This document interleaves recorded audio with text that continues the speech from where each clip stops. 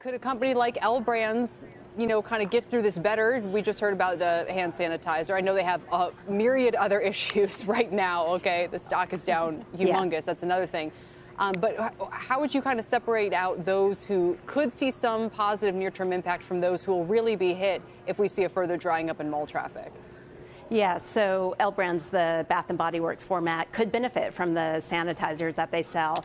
BBW is already doing well, so I think it's just cherry on top of the icing. But when you look at L Brands, them getting back into, say, bathing suits, for instance, we're heading into March now and the start of the spring selling season. Consumers, originally may have been looking to go on spring break vacations. Potentially those could get canceled if this gets worse and starts to spread, and maybe they don't buy that bathing suit that they were looking to buy. I think at this point, though, it's still too early to tell. We'll probably most likely see traffic down at the malls this weekend. I think consumers are starting to look to avoid public places, but 1 weekend or 2 weekends of down traffic probably will not hurt things.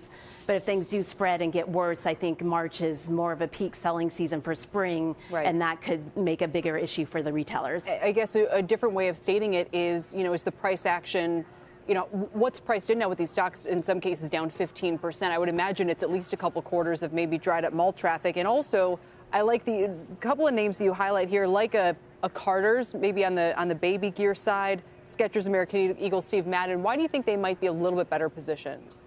Yeah, so Carter's, I think, is very well positioned. It's more of a defensive play. If you have a 6-month-old, you're still going to need to buy apparel for them as they grow over the next 3 months. And they have a very robust online business, about 30% of their business. So you don't necessarily have to go to the store to buy that. You can purchase that online, and it's not something necessarily that you would postpone, unlike some other discretionary purchases.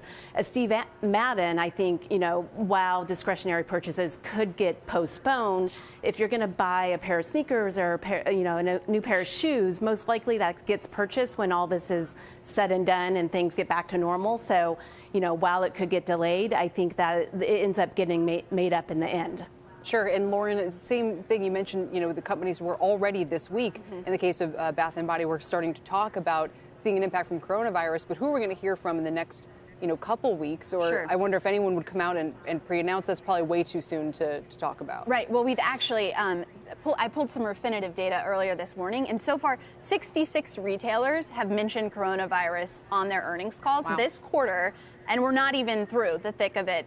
We still have reports from Kohl's and Nordstrom, 2 department stores next week. We've still got to hear from Gap, which has huge exposure to China.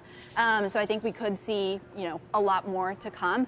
One thing that I wanted to build on, though, that she said with just e-commerce, Carter's, potentially they could have a strong baby business online. I think that'll be something to watch. If consumers in the U.S. now have to resort to shopping online, could that just, speed maybe the rate at which e-commerce sales, take over total retail sales here in the U.S.? Yeah, and have a lasting effect in that way.